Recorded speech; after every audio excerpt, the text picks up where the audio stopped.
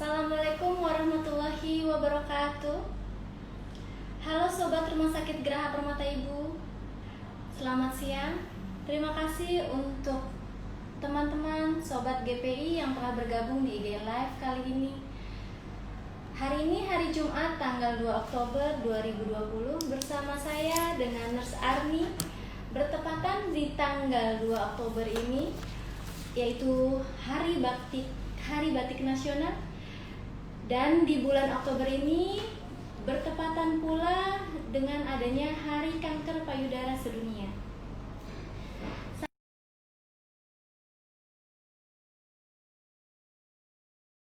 Sampai 45 menit ke depan, kita akan membahas topik yang tidak kalah menarik dari sebelumnya, yaitu tentang deteksi dini tumor payudara. Kali ini saya tidak sendirian pastinya, karena saat ini saya sudah bersama narasumber dengan dokter spesialis bedah kami yang pastinya berkompeten di bidangnya, yaitu Dr. Edi Setioso, spesialis bedah FICS. Assalamualaikum dokter. Waalaikumsalam, Mbak Arni. Assalamualaikum. Assalamualaikum Dr. Edi Setioso. Waalaikumsalam warahmatullahi. Selamat siang dok. Selamat siang, ya. Bisa mendengar suara? Apa kabar dokter? Apa kabar Alhamdulillah dokter? baik, Mbak Arni. Terima kasih banyak dok sudah meluangkan waktunya untuk bergabung dalam pembahasan kali ini terkait dengan deteksi dini tumor payudara dokter. Iya. Siap. Sebelumnya dok, sebelum kita diskusi, pastinya saya sedikit bercerita tentang dokter Edi, boleh ya dok?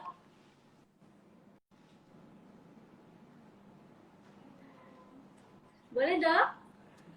Ya, Dokter Edi ini bergabung di Rumah Sakit Geraha Permata Ibu sekitar akhir tahun 2006 ya dok. Akhir tahun 2006, cukup lama para sobat GPI. Jadi bisa kita ketahui berapa puluh tahun sudah Dokter Edi bergabung di Rumah Sakit GPI yang tercinta ini. Nah, Dokter Edi ini terkenal dokter yang karismatik, penuh perhatian kepada pasien-pasien, apalagi sama perawat-perawatnya dok. Bercanda dok. Oke, tidak lupa saya juga mengucapkan terima kasih untuk para sponsor, untuk Triton dan ProDevice yang mendukung acara kegiatan IG Live kali ini. Sebelum ke materi, saya akan menyampaikan beberapa informasi tentang pelayanan terupdate. Pelayanan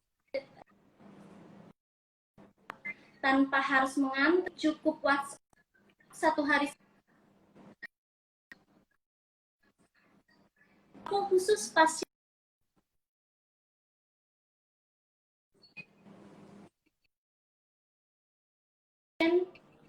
khusus umum dan asuransi. Oke, untuk nomornya bisa dicatat 0821 1305 1100. Oke, saya ulangi ya. 0821 1305 1100. Oke, layanan yang kedua, Rumah Sakit Geraha Permata Ibu juga telah memiliki layanan screening COVID-19. Biasanya dibilangnya screening corona, seperti swab, yaitu PCR dengan biaya 1,8 juta.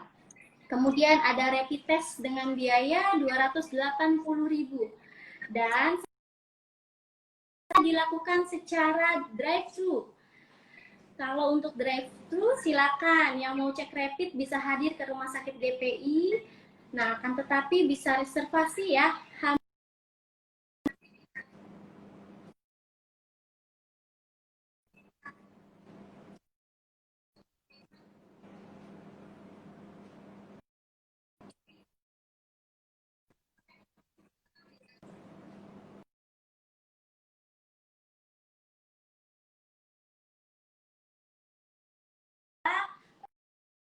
Geraha Permata Ibu juga memiliki layanan siap antar obat.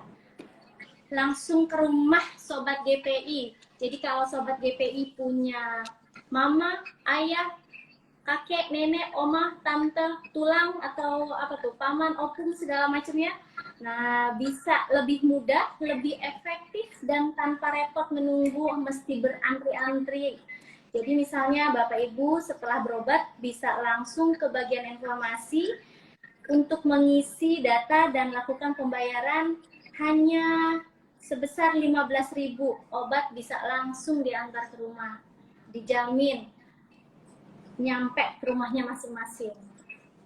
Layanan yang keempat, terdahulu memang kami sudah ada polivaksinasi internasional. Saat ini kita akan membuka kembali atau mengaktifkan kembali layanan tersebut. Kembalinya karena adanya kuota umroh ya. Saat ini kuota umroh juga akan diaktifkan. Nah, polivaksinasi internasional untuk Sobat RSGPI yang membutuhkan buku kuning sebagai syarat wajib perjalanan umroh dan travel Anda. Baiklah, itu update-update pelayanan untuk di Rumah Sakit Geraha Permata Ibu. Oke, tidak menunggu lama. Nggak ada yang sudah mulai, ayo, nggak sabar nih, segera. Materinya mana nih? Gitu. Dokter Edi? Ya, siap Mbak Arni. Ya. Langsung saja mungkin dokter untuk materi atau kita lebih ke interaktif kali ya dokter tentang Ya, terkaitnya materi deteksi dini tumor payudara. Baik dokter, kita langsung saja untuk pembahasannya. Waktu dan tempat saya persilahkan. Ya, terima kasih Mbak Arni. Assalamualaikum warahmatullahi wabarakatuh. Waalaikumsalam Selamat sore ya, ini udah sore ya. Selamat sore untuk Sobat GPI semua. Kali ini kita bertemu lagi di IG Live GPI untuk membicarakan tentang tumor payudara. Deteksi dini tumor payudara. Nah, kita mulai dulu dari judul payudara. Payudara itu memang fitrahnya ada di manusia. Di laki-laki ada, di perempuan juga ada. Pada perempuan, payudaranya berkembang karena pengaruh hormon estrogen yang nantinya berfungsi untuk menyusui, meneruskan keturunan manusia. Ya, jadi pengaruh dari hormon estrogen ini.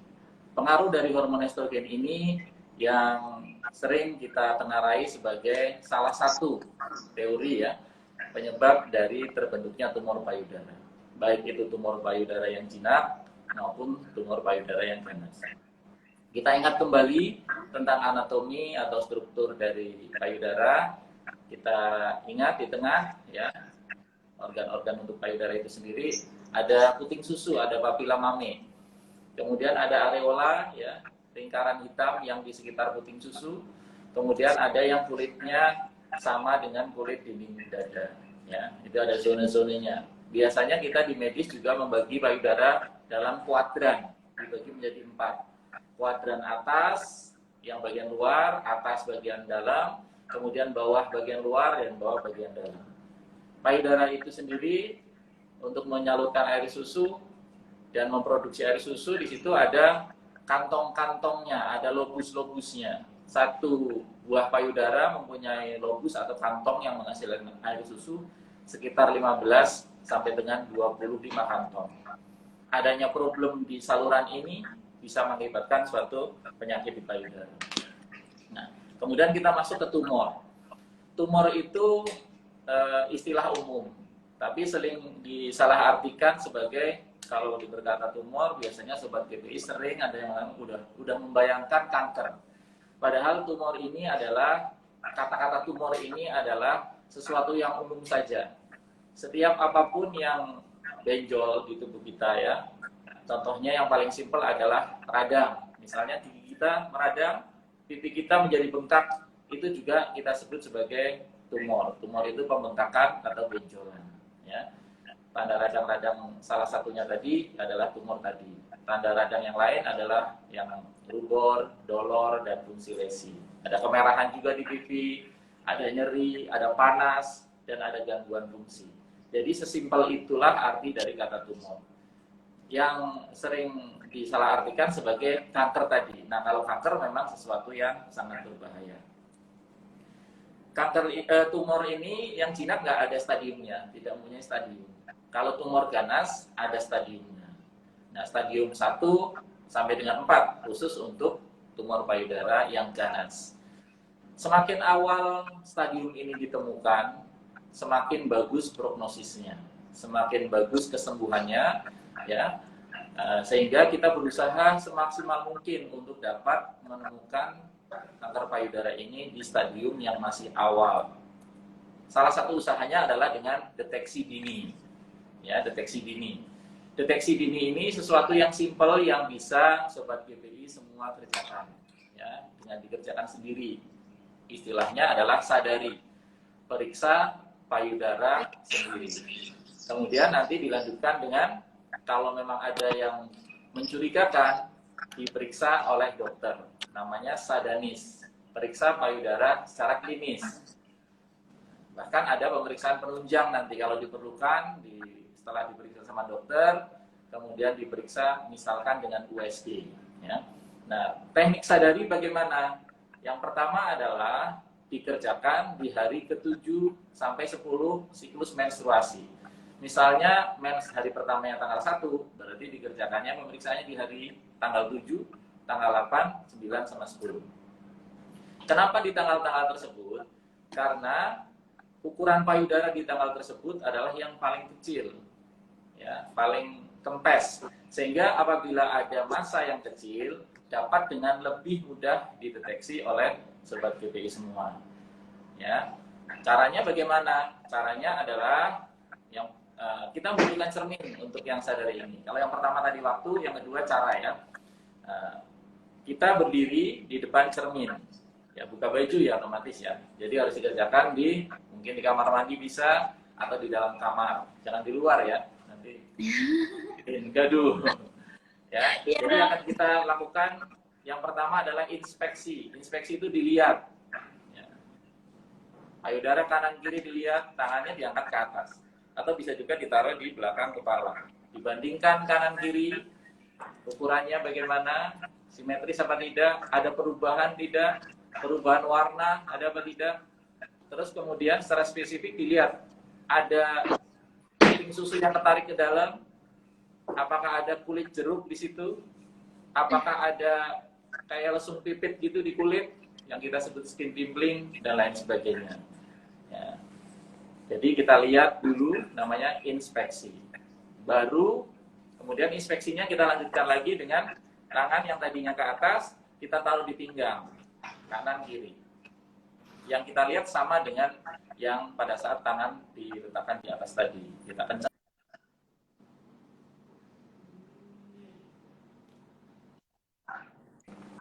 Pemeriksaan dengan berbaring. Pemeriksaan payudara sendiri dengan posisi berbaring.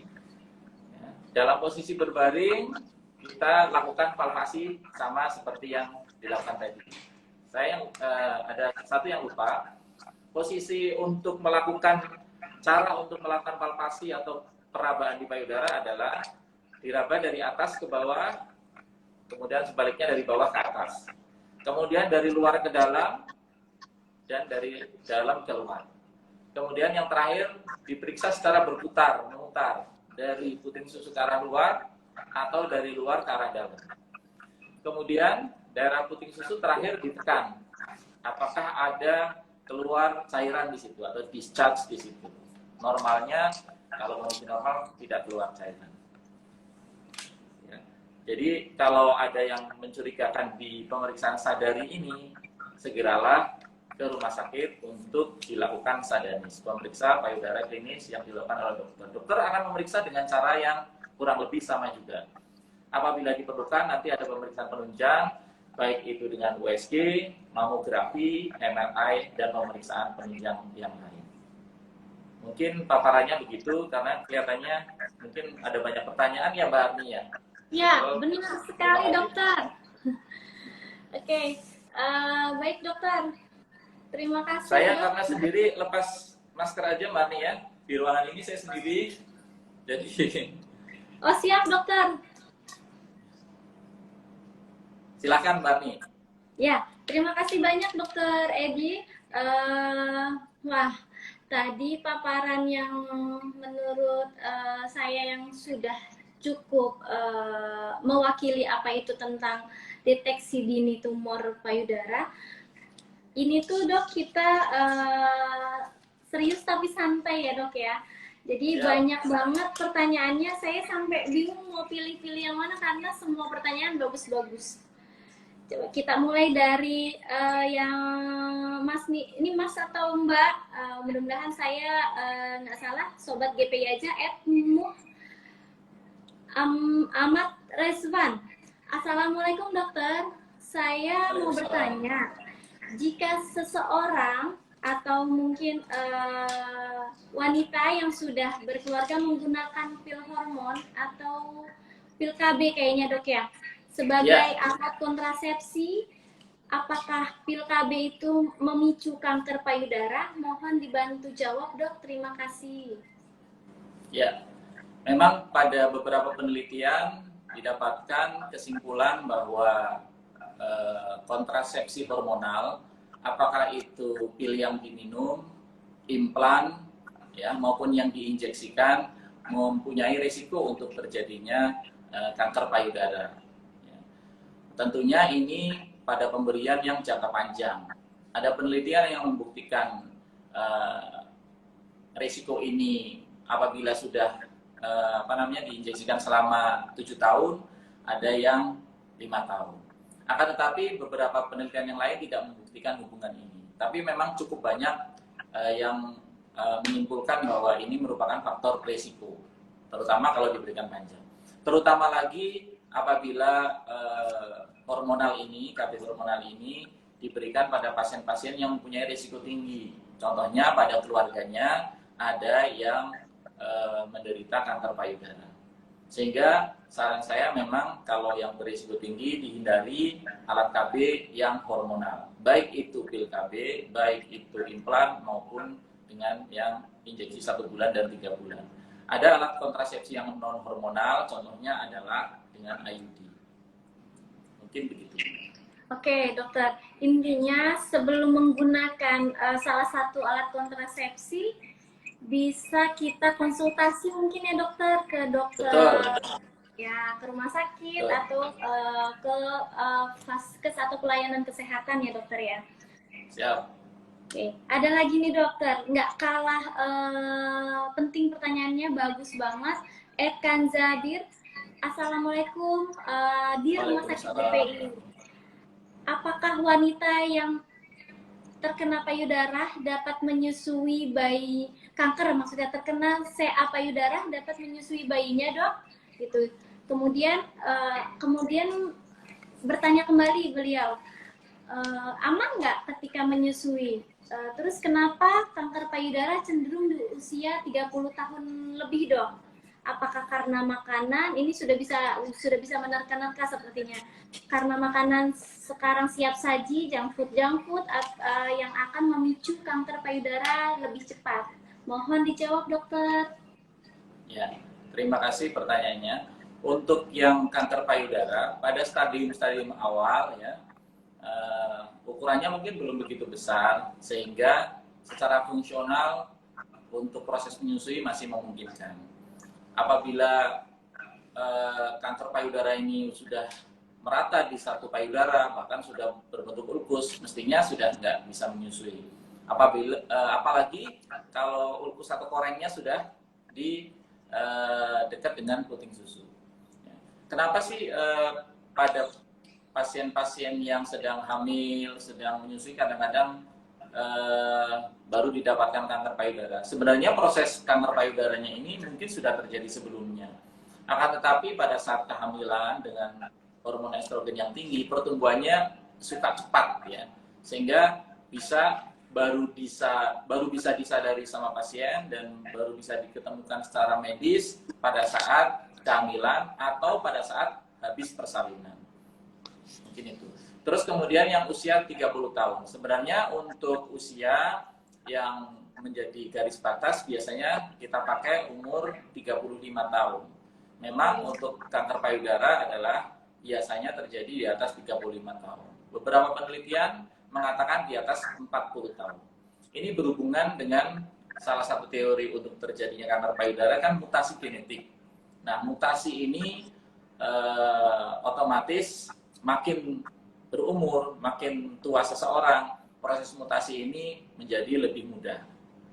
Akan tetapi tidak menafikan kemungkinan pasien-pasien yang di bawah 35 tahun ada kanker payudara. Bahkan untuk pasien-pasien yang seperti ini, biasanya kanker payudaranya lebih ganas daripada pasien-pasien yang di atas 35 tahun. Satunya lagi apa Mbak Arni tadi ya? Satunya lagi ini, kira-kira junk food atau makanan siap saji Ya, ini mempengaruhi nggak dok untuk ya, untuk memicu junk food ini, junk food rata-rata lemak jenuhnya tinggi, ya. Terus kemudian mungkin ada daging-daging atau apa sosis yang dibakar ya. Biasanya memang mengandung zat karsinogenik.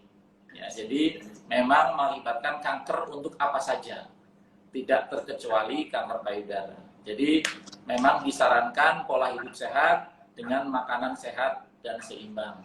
Ya, makanan-makanan yang kita masak sendiri, makanan 4 sehat 5 sempurna, itu yang kita sarankan. Junk food, ya jangan sering-sering lah. Nah, pas banget dong. Jadi intinya para kaula muda ataupun sobat GPI diwajibkan masak sendiri ya dok ya. Apalagi lagi PSBB gini. Oke, terima kasih nih dok. Untuk jawaban dari pertanyaan kedua, ada lagi dok. @tokom7062. Selamat siang, saya mau tanya dok, jika seorang perempuan yang semakin lama terpapar estrogen, ngerti estrogen gitu, dapatkah menyebabkan resiko perempuan itu mengalami kanker payudara semakin tinggi? Nah, bagaimana cara deteksi dininya dokter? Terima kasih. Ya, alhamdulillah pertanyaannya sudah terjawab Mbak Arni. Ya. Yang tadi tentang yang KB tadi, jadi semakin lama terpapar dengan hormon estrogen itu memang meningkatkan risiko. Akan tetapi akan saya tambah, untuk paparan estrogen ini juga berisikonya bukan cuma di pemberian KB hormonal tadi Mbak Arni dan Sobat GPI, akan tetapi paparan hormon yang memang normal pada manusia, kalau paparannya panjang tanpa jeda itu juga meningkatkan risiko kanker payudara. Mens yang awal, mens yang kurang dari 12 tahun, menopause yang lebih dari 55 tahun, jadi siklus mensnya kan jadi panjang, lama, banyak gitu Mbak. Itu juga merisikokan untuk kanker payudara. Jadi kalau menarche-nya atau mens pertama kalinya masih anak kecil sudah mens, atau menopause-nya nggak datang-datang, itu juga merupakan risiko. Kemudian yang lagi adalah kalau pasiennya, kalau orang atau sobat GPI itu tidak menikah atau menikah akan tetapi tidak pernah hamil, tidak pernah melahirkan, jadi siklus haid yang normal itu ada terus seumur hidup, itu juga merupakan risiko kanker payudara. Jadi apabila kita hamil, nggak haid kan itu istirahat tuh. Misalnya anaknya ada berapa contohnya? 5 ya. Jadi hampir 5 tahun itu istirahat tuh Mbak Arni, nggak ada paparan estrogen. Itu merupakan efek proteksi. Jadi kalau sudah pernah hamil, melahirkan, itu efek proteksi. Kalau yang belum pernah hamil dan belum pernah melahirkan, nulipara namanya, itu memang faktor risiko. Jadi itu saya paparkan karena ada hubungannya dengan paparan estrogen.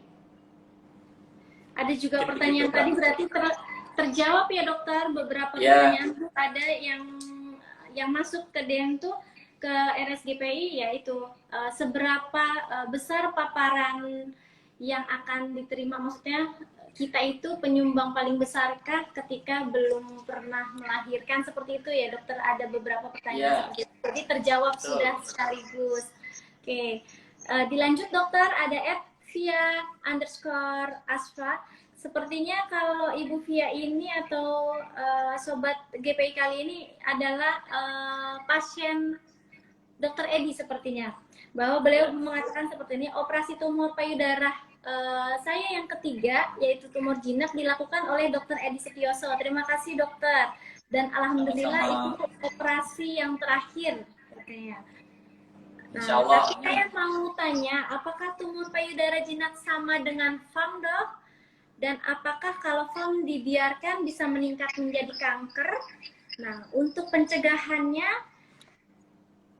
tumor payudara sendiri, Dok, apakah bisa menggunakan vaksin? Ini vaksinnya yang dimaksud vaksin CA cervix, Dok. Bagaimana, Ya. Dokter? Terima kasih banyak. Oke, terima kasih pertanyaannya. Mudah-mudahan sehat, mudah-mudahan itu Amin. terakhir ya, udah 3 kali, soalnya nanti kalau 4 kali dapat gelas deh. Iya. Ya, untuk apakah FAM sama dengan Iya, apakah sama dengan tumor payudara itu sama dengan FAM? Oh ya, tumor payudara apakah sama dengan FAM?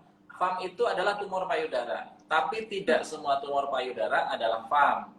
FAM itu adalah bahasa patologi anatomi sebenarnya, fibroadenoma mama. Tumor jinak payudara itu yang paling banyak memang patologinya nanti adalah fibroadenoma mama, terutama pada yang usia muda, jinak ini, ya. Terus kemudian contoh yang lain yang jinak yang cukup banyak juga adalah mastopati atau fibrokistik disease of the breast. Jadi kita sebut ya penyakit fibrokistik ya. Jadi di seluruh lapangan payudara itu ada kista-kista kecil yang banyak. Ya, kadang-kadang ukurannya 1 mili, 2 mili dan jumlahnya sering tidak terhitung. Biasanya pasien yang mengalami penyakit fibrokistik ini adalah sering mengeluh payudaranya sakit sekali, terutama menjelang haid. Bahkan cukup banyak juga yang di luar siklus haid pun, artinya di tengah-tengah haid pun tetap merasa sakit. Kalau kita lakukan pemeriksaan fisik, memang kita bisa meraba kista kecil-kecil. Dipastikan lagi dengan USG, ada multiple kista dengan ukuran ada yang 1 mili, 2 mili dan jumlahnya memang banyak sekali nggak terhitung. Itu contoh untuk tumor payudara jinak. Jadi ada bisa FAM, bisa fibrokistik, bisa sumbatan air susu atau galaktokel dan lain sebagainya. Jadi FAM itu adalah salah satu anggota saja dari tumor jinak payudara. Pencegahan untuk FAM karena memang penyebabnya sebenarnya kan tidak diketahui dan disangka hormon estrogen saja. Jadi tidak ada pencegahan yang spesifik bisa dilakukan. Kalau mau mencegah ya tadi pola hidup sehat, terus kemudian yang meningkatkan hormon estrogen kan diantaranya adalah alkohol. Insya Allah nggak pada konsumsi alkohol kan, jadi alkohol, makanan yang tinggi lemak dihindari, junk food mungkin dikurangi karena di situ ada banyak lemak-lemak jenuh yang bisa meningkatkan produksi estrogen. Mungkin begitu Mbak Ani. Ada yang belum terjawab?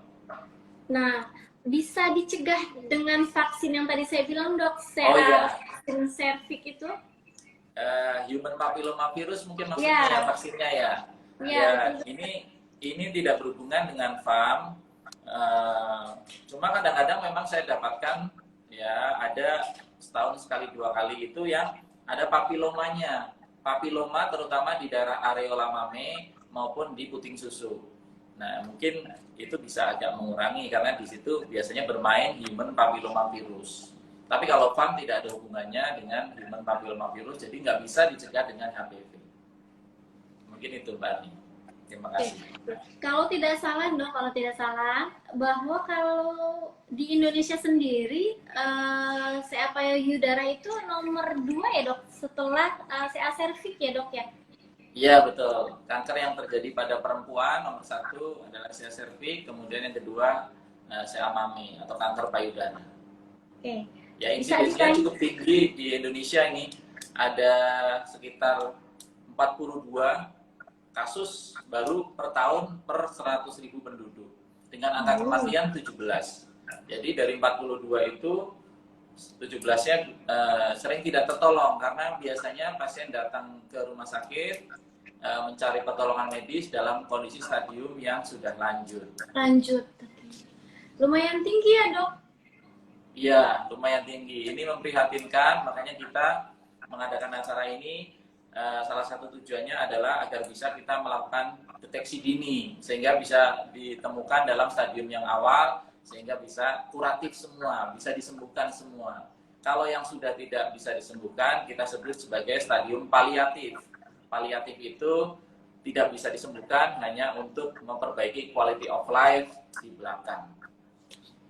Gitu Mbak. Oke, dokter. mudah-mudahan acara kali ini benar-benar ditonton para sobat GPI. Jadi memang benar-benar ini harus diperhatikan ya dok ya. Lanjut untuk DM-nya nih dok, ada yang bertanya @ikanawan22. Assalamualaikum dokter Edi. Waalaikumsalam.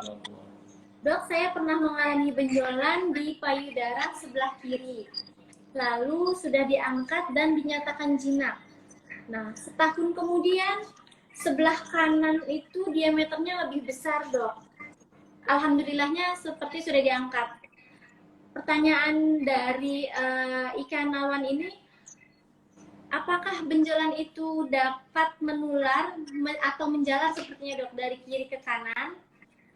Seperti itu dok. Kemudian, apakah tumor jinak itu merupakan penyakit genetik atau keturunan? Bisa dijawab dulu mungkin dokter, ada beberapa juga sih. Ya, jadi untuk tumor jinak payudara tidak bisa pindah dari kiri ke kanan atau dari kanan ke kiri. Jadi kalau terbentuk tumor di sebelah kiri dan kanan itu berdiri sendiri, bukan penularan atau penjalaran. Jadi tidak ada hubungannya. Kemudian yang selanjutnya adalah, ya Mbak? Bukannya nyebrang dari kiri ke kanan? Ya, nggak nyebrang. Dia nggak punya sayap untuk terbang di sebelah.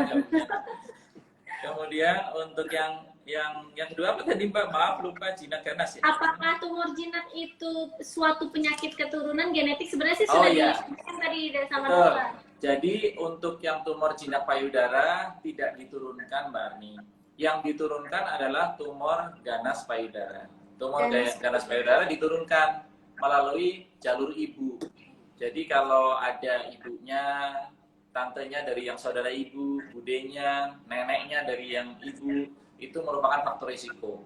Bahkan kalau ada seorang perempuan dengan kanker payudara, terus ibu kandungnya masih hidup, nah ibunya ini yang masih hidup yang belum pernah kanker payudara, itu juga ada risikonya. Jadi memang diturunkan secara familial atau genetik. Genetik. Nah, ini ada keresahan lagi dok. Apakah kemungkinan suatu saat akan tumbuh kembali? Kalaupun seperti itu, bagaimana pencegahannya? Terima kasih dok. Tumbuh lagi. Untuk yang jinak ya Mbak Arni ya? Ya. Untuk yang tumor yang jinak, ya, kalau sudah kita lakukan terapi operatif, tidak bisa dikatakan tumbuh lagi. Kalau tumbuh lagi itu, yang dalam tanda kutip tumbuh lagi adalah hal yang baru lagi. Karena dia tidak mempunyai sisa, kecuali tapi hampir nggak mungkin. Kecuali pas pengambilan pecah terus kemudian ada sisanya. Tapi kemungkinan itu kecil karena biasanya kalau tumor jinak yang FAM tadi adalah bentuknya bulat dan gampang diambil kayak telur, ngambilnya kayak telur saja. Jadi bulat kayak kelereng. Ya. Iya. Jadi kita bisa ambil utuh. Jadi kalau sudah diambil utuh, kemudian ada tumbuh lagi di dekat situ atau di kuadran yang lain atau di payudara yang lain, jelas itu bukan dari yang tumor jinak sebelumnya. Saya lanjut saja. Tetapi kalau yang ganas, Mbak Ani, misalnya tumor kita ambil, hasil PA-nya ternyata ganas, akan tetapi pasien tidak tidak melanjutkan pengobatan yang kita sarankan selanjutnya. Biasanya kalau ganas kan kita ada terapi lanjutannya, baik itu dengan penyinaran, kemoterapi maupun pengangkatan payudara. Kalau itu tidak dilakukan dalam beberapa lama, beberapa bulan atau setahun 2 tahun pasti sudah numbuh lagi di situ. Dan itu memang dari sisanya situ. Jadi kalau yang numbuh lagi adalah kalau kita angkat ternyata ganas, terapi lanjutannya tidak dikerjakan, itu hampir pasti numbuh lagi. Kalau hasilnya ganas, ya. Kalau hasilnya ganas ya dok. Ini sih pertanyaannya mirip-mirip dengan etnia Kia, mungkin Ednes Dian dan Anis Sucianis. Jadi banyak yang menanyakan tentang faktor genetik tersebut, dokter. Oke. Sebelum ke pertanyaan selanjutnya, Sobat GPI yang nonton sampai akhir nanti ada hadiah spesial loh. Karena saya akan memberikan pertanyaan langsung dan harus jawab langsung juga di kolom komentar. Apa itu ya? Tonton terus pokoknya ya. Oke, kita lanjut dokter untuk pertanyaan dari Stella Apriliani. Dok, saya mau tanya, apa benar kalau pumping menggunakan alat pumping elektrik, dok? Ini sepertinya ibunya sedang menyusui, Betul. memicu adanya tumor atau kanker payudara, dok? Ya. Untuk yang alat pumping ini tidak ada bukti bahwa meningkatkan kanker payudara. Sama seperti penggunaan bra dengan logam itu kan diisukan meningkatkan kanker payudara, insidensi kanker payudara. Itu tidak terbukti. Yang perlu diperhatikan pada saat pumping ini adalah kualitas air susu harus dijaga, ya. Karena alat pumping harus dibersihkan dengan baik. Karena kita sering baca di situ ada celah-celah atau sela-selanya yang kalau tidak dibersihkan dengan baik akan menurunkan kualitas dari ASI-nya. Tapi pumping ini sendiri tidak meningkatkan risiko kanker payudara. Yang meningkatkan risiko kanker payudara yang dihubungkan dengan mungkin logamnya, dihubungkan dengan elektrik tadi adalah yang setara dengan itu, yang semisal dengan itu adalah paparan radiasi sebenarnya. Jadi melakukan ronsen yang terlalu sering, terus kemudian radioterapi itu sendiri, misalnya pasien diterapi dengan radioterapi karena suatu tumor kanker yang letaknya dekat dengan payudara. Nah, itu meresikokan bisa terjadi kanker payudara juga. Oke, jadi nggak ada pengaruhnya ya, dok, masalah pumping elektrik. Jadi tetap bisa menyusui, bahkan justru kalau tidak disusui secara teratur malah beresiko ya, dokter? Iya, betul. Oke, dilanjut, dok. Dari Nia Kia, dok, kapan sebaiknya seorang perempuan nih, para perempuan untuk memeriksakan diri, apakah ada benjolan di payudara atau tidak? Kemudian, apakah setelah wanita tersebut sudah mengalami menstruasi? Jadi pertanyaannya ini sepertinya lanjut, dong. Jadi wanita itu, perempuan memeriksakan diri itu ketika ada benjolan itu kapan? Apakah sering terjadi sudah mengalami para perempuan yang menstruasi? Seperti itu, dokter. Terima kasih. Oh ya, yang saya tangkap tadi ini ya, kapan periksa payudara untuk mendeteksi ada kelainan. Untuk yang sadari, tadi sudah kita jelaskan di hari ke-7 sampai dengan 10 siklus menstruasi. Kalau untuk pemeriksaan ke dokter bisa kapanpun, ya. Karena yang kita gariskan yang di 7 sampai dengan 10 haid ini adalah periksa dengan tangan dari pasien sendiri. Sedangkan tangan untuk yang dokter yang sudah bisa meraba walaupun nggak hari 7 sampai 10 juga mungkin akan lebih sensitif. Kalaupun masih meragukan, kita bisa melakukan pemeriksaan penunjang USG tadi. Jadi kapanpun bisa datang. Kalau untuk sadari hari ke-7 sampai dengan hari ke-10 siklus mens. Mungkin begitu Mbak Ani. Ya, nggak kalah menarik nih, dok. Kan kalau berbicara tentang kanker payudara, tumor payudara itu identik dengan perempuan. Pertanyaannya, apakah tumor payudara dapat dialami oleh anak-anak atau kaum pria, dokter?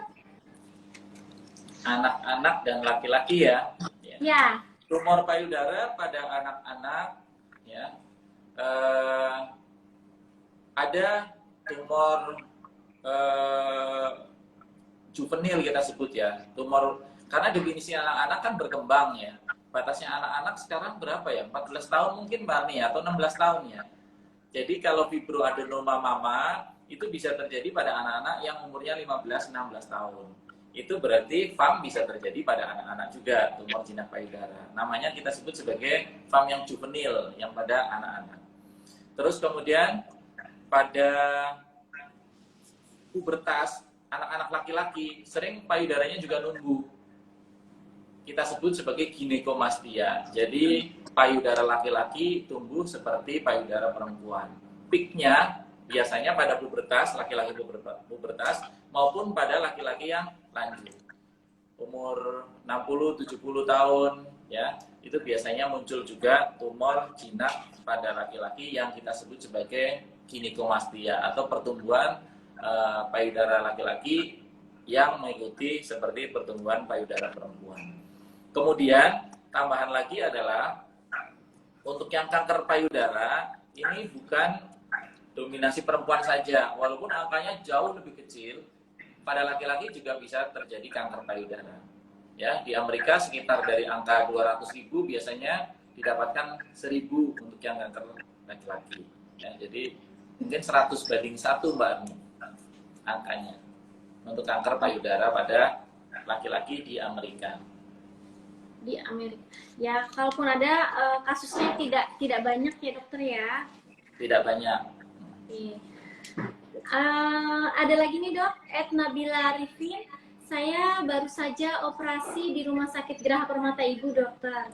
Saya habis pengangkatan tumor payudara. Nah, kira-kira proses pemulihannya itu berapa lama ya dokter, biar bisa beraktivitas kembali? Ya, apabila kita melakukan operasi tumor payudara jinak, misalkan FAM ukurannya sebesar kelereng, bahkan untuk kasus-kasus tertentu apabila dikehendaki ya dengan permintaan dari pasien, karena ada permintaan asuransi juga yang meminta ODC, bahkan bisa. Artinya untuk operasi itu bisa langsung pulih Mbak Armi. Jadi pasien operasi misalnya jam 10, jam 1 sudah bisa pulang untuk yang one day care. Artinya sorenya sudah bisa aktivitas normal. Jadi untuk operasi tumor payudara yang simple itu sih sebenarnya langsung pulih, bisa langsung aktivitas normal. Asalkan pasien tidak mengalami sensitivitas terhadap misalnya sensitif sama obat bius, jadi pusing-pusing terus, mual-mual terus, tapi itu jarang kasusnya. Ya, lebih banyak orang yang sudah operasi ya nyaman. Beda sama operasi misalnya usus buntu yang pecah, operasi sesar, itu lukanya sembuhnya, nyerinya ya, bebas nyerinya mungkin agak lama. Akan tetapi kalau tumor jinak payudara, karena letaknya juga biasanya kan cuma di bawah kulit atau di bawah jaringan payudara sedikit, itu langsung bisa pulih. Kalau seperti itu berarti bisa langsung beraktivitas ya dokter ya? Langsung bisa beraktivitas Mbak, ya. Operasi hari ini, besok masuk kantor lagi nggak masalah. Terjawab ya Sobat GPI. Ini ada beberapa pertanyaan, masih banyak nih dok yang langsung DM. Ya. Seru banget Mbak Armi ya? Seru ya? Seru banget. Gimana dong dok? Ketemu dokter favorit ya kan? Karismatik, jadi banyak banget yang nonton ini dokter. Oke, saya coba lagi membuka ini dokter, DM teman-teman nih Sobat GPI dari @fatihasucilestari. Dok, benarkah sering mengkonsumsi susu kedelai? Nah, ini lagi-lagi susu kedelai bisa menyebabkan tumor payudara.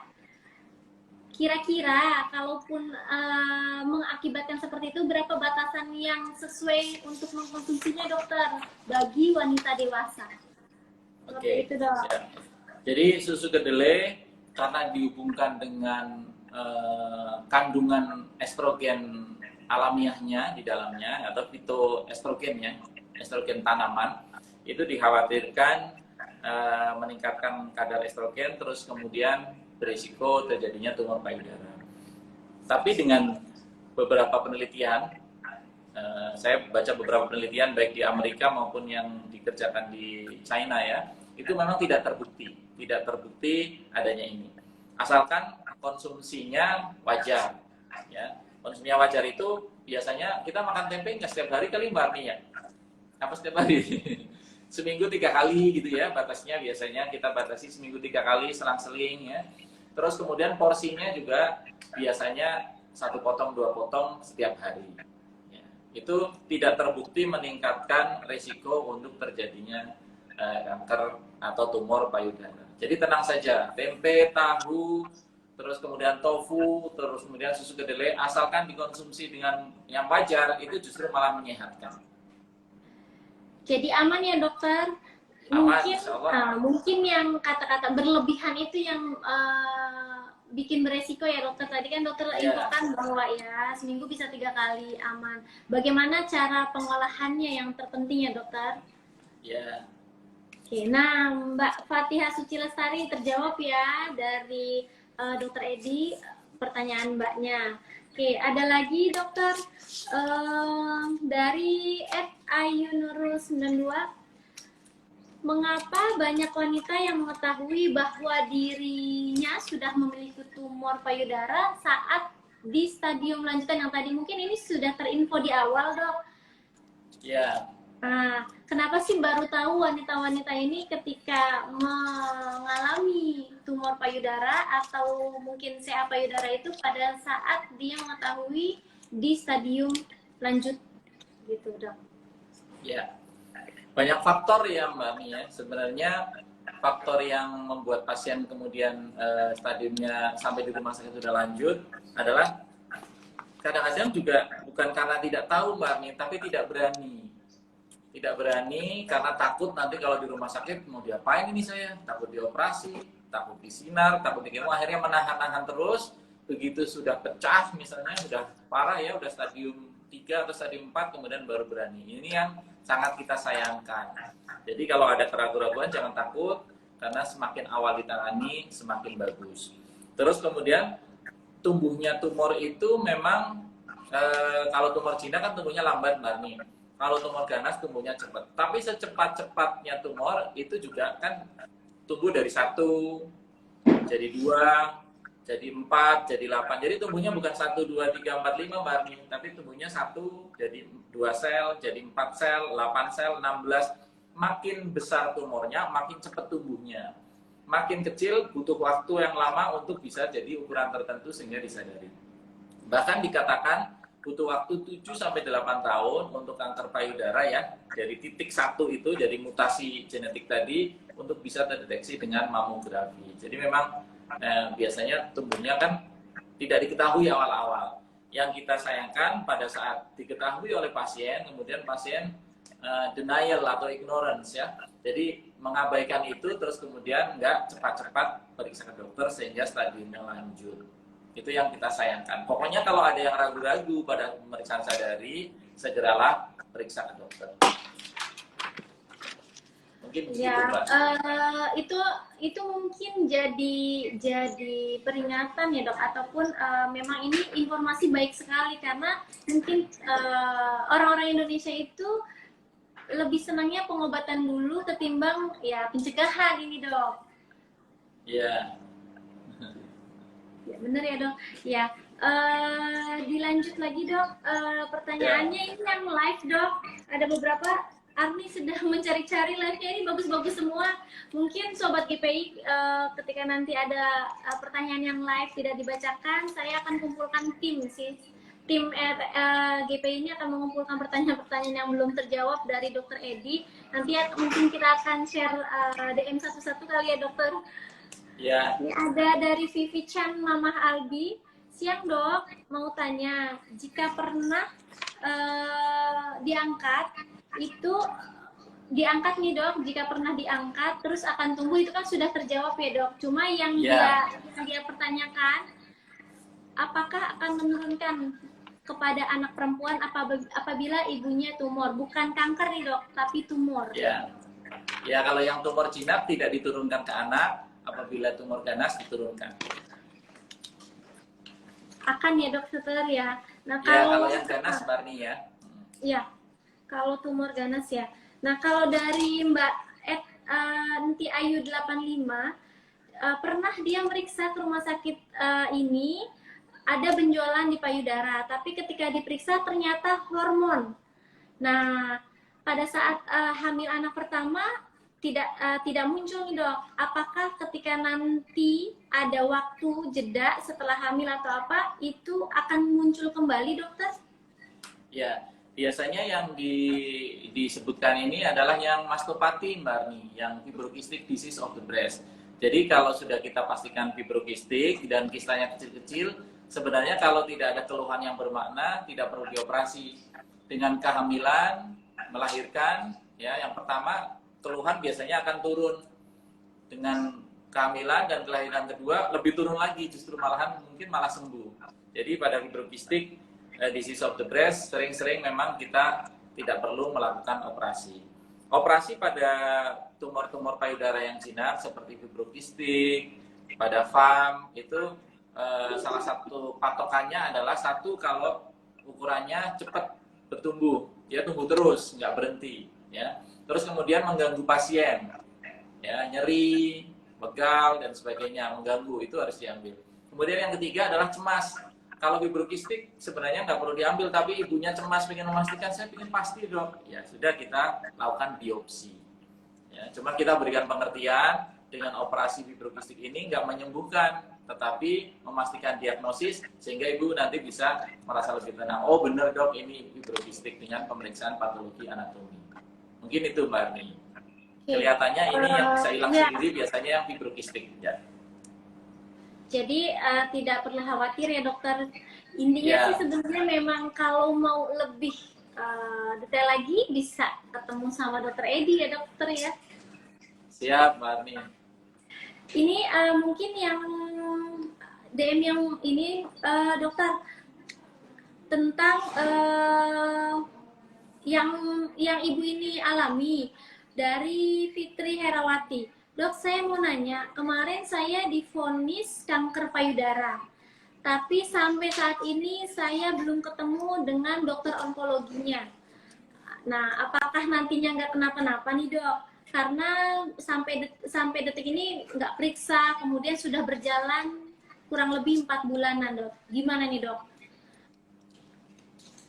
Ya, untuk kanker payudara memang sebenarnya membutuhkan terapi yang cepat ya.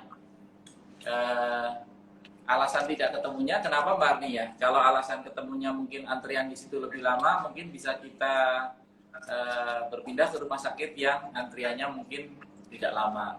Biasanya kita melakukan rujukan untuk pasien-pasien yang membutuhkan bedah onkologi karena untuk yang cancer itu kan perlu radioterapi Mbak Arni. Kita perlu radioterapi, sedangkan untuk rumah sakit di Depok sini, terutama rumah sakit GBI ya, sebagai rumah sakit tipe C kan kita tidak menyediakan sarana prasarana untuk radioterapi. Untuk kemoterapi juga kita tidak ada, jadi kita lakukan rujukan.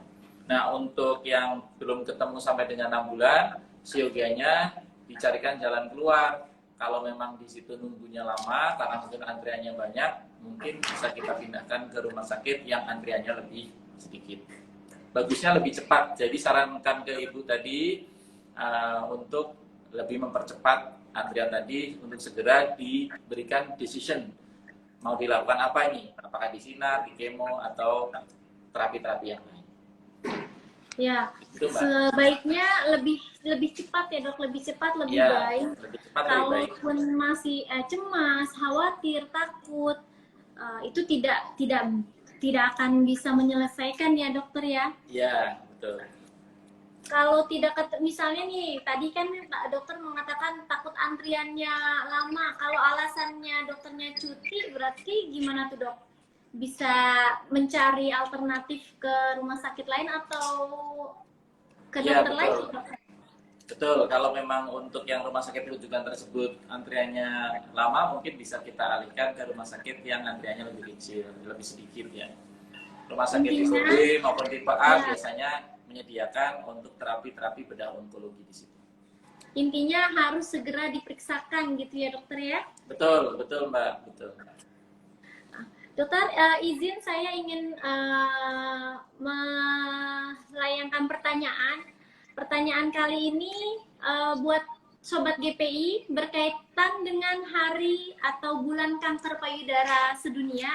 Nah, silakan teman-teman atau Sobat GPI, kira-kira tahu nggak nih kapan hari kanker payudara sedunia diperingati?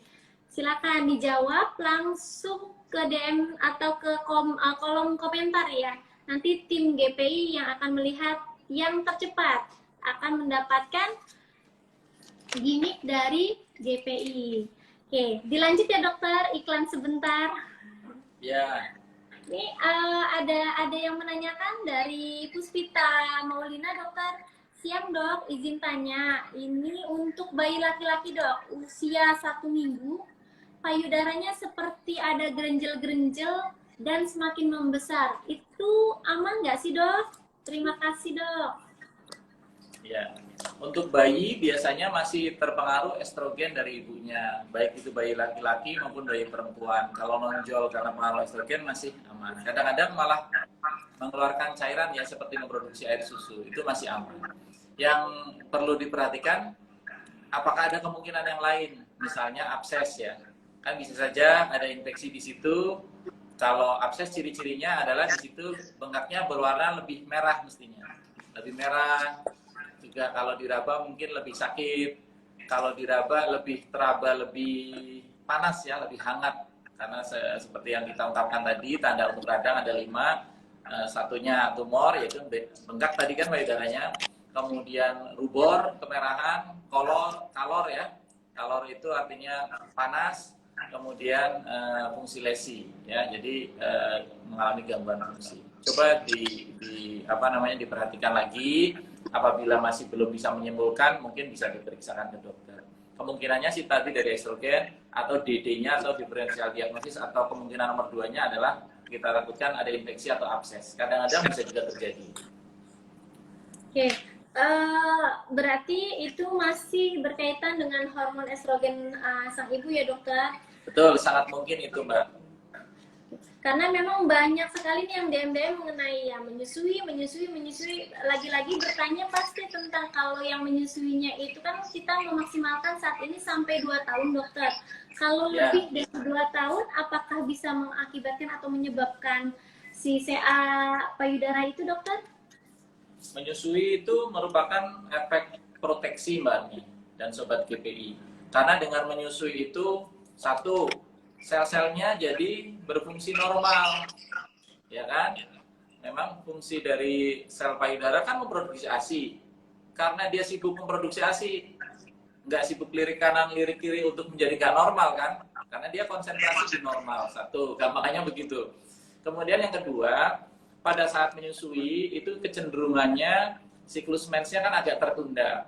Siklus mens tertunda ini, seperti yang saya jelaskan awal, merupakan efek proteksi. Karena siklus haid di seluruh kehidupan akan berkurang. Ya, jadi menyusui efek proteksi. Kemudian yang ketiga adalah orang menyusui pasti menjaga makanan kan Mbak ya?